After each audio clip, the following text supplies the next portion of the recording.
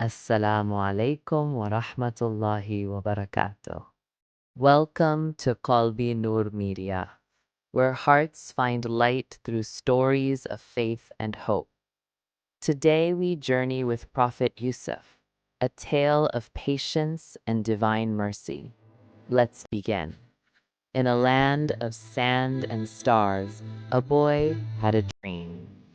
Prophet Yusuf alayhis salam saw the sun, moon, and 11 stars bowing to him. It was more than just a dream. It was a sign from Allah. The night was quiet, but his heart was racing. Prophet Yusuf alayhis salam had seen something too vivid to ignore. 11 stars, the sun, and the moon, all bowing to him. He told his father, unaware that the dream would become the first ripple in a storm that would shape his life forever. Yaqub alayhis salam listened, eyes soft but guarded. He warned his son gently, do not share this dream with your brothers.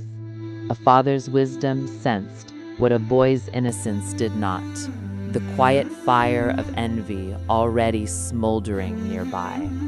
The brothers watched Yusuf with tight smiles and hollow praise. He was loved, perhaps too much. In their hearts, bitterness grew like weeds in a forgotten garden. One day, while Yusuf alayhis salam walked with them under the desert sun, laughter turned to whispers, then to forceful hands. A deep, dry well waited in silence. The boy's voice echoed for a while, then faded. The shirt clutched in their hands held no truth, only betrayal. Stained with false blood, it was laid before their father. Their words were rehearsed, their eyes lowered. They said, a wolf devoured him. But Yaqub's heart, a heart shaped by revelation, did not believe them. His sorrow settled deep, a quiet grief wrapped in sabr.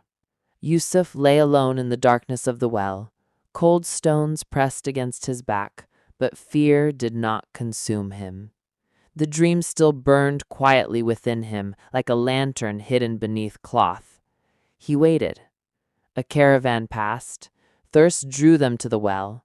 A bucket was lowered, and when they pulled it up, a voice shouted, "Good news! A boy!" They saw him as merchandise, not mercy. He was taken far from the land he knew. In Egypt, the boy became a servant in a noble house.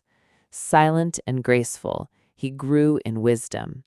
But beauty too can be a test, and so came the woman, her eyes heavy with desire. Doors locked, intentions whispered. Yusuf turned, choosing prison over sin. Prison was not the end. It was the beginning. Within the stone walls, Yusuf walked with quiet dignity. Inmates watched him, not with suspicion, but with awe. He spoke little, but when he did, hearts softened. Two men came, with troubled eyes and dreams heavy on their tongues. One saw himself pressing wine, the other said, and I had bread on my head, birds eating from it. Yusuf listened, and without pride, he gave what Allah had taught him. You, he told the first, will serve the king again. But you, he said to the second, will not leave this prison alive. His words proved true. To the one who would return, he gave a simple request, mention me to the king. But memory failed. Time passed. Then came the king's dream, a vision none could explain. 7 fat cows devoured by 7 lean ones, fields of grain, then barrenness. Confusion spread like wildfire, until a voice finally remembered Yusuf. He was summoned, not as a prisoner, but as the one who held light in a time of shadows. He stood before the king, calm and composed. No chains, no fear, just truth. The king spoke of his dream. Yusuf listened, and with gentle clarity he explained, 7 years of harvest will come, followed by 7 years of famine. Store wisely. The room fell silent. Then the king rose, eyes wide with certainty.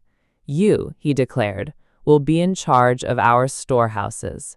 From prisoner to governor, not by luck, but by divine design." Years passed, the famine spread, even reaching the land of his childhood. And so the brothers came, bowed low before the one they didn't recognize, asking for food. He gave, but tested their hearts, waiting to see if they had changed. They returned again, this time with their youngest brother, and with them the echoes of regret. Yusuf saw in their eyes the weight of what they had done. Still, he said nothing, not yet. But when the moment came, when the truth could no longer stay hidden, he stepped forward. "I am Yusuf, and this is my brother." Their mouths fell open, their legs trembled. But his next words held no revenge, only mercy. They returned to their father with trembling hearts and a truth too heavy to carry. "Yusuf is alive," they said. "He is a ruler in Egypt." Yaqub's eyes, long veiled by sorrow, opened wide. Hope rushed through him like breath after drowning. His sight returned, not just to his eyes, but to his soul. He rose, leaned on his staff, and made the journey with his sons, hearts beating like drums in the night. And there he was, Yusuf, no longer a boy in a well, no longer a servant or a prisoner, but a man of honor, clothed in light and forgiveness. He rushed to his father, tears washing years of pain from both their faces. The family stood reunited. A dream, once told in innocence, now fulfilled in the most perfect way. The sun, the moon, and 11 stars, all had bowed. But Yusuf bowed too, not to men, but to the one who had written his story with mercy, every chapter guided by divine wisdom. In the depths of darkness, Allah's light shines brightest. The story of Yusuf Alayhis Salaam teaches us the power of patience, unwavering faith in Allah's wisdom, and the boundless mercy that forgives even the deepest wounds. No matter the trials that befall us, trust in Allah's divine plan, for His mercy surpasses all understanding and guides every step we take. May our hearts be illuminated by the nur of Allah, just as Yusuf's was, and may we find solace in His infinite compassion. If you enjoyed this story, please subscribe to QalbiNoorMedia for more inspiring Islamic tales and heartfelt reflections. Join our community and let's grow in faith together, inshallah. May Allah's blessings be with you always.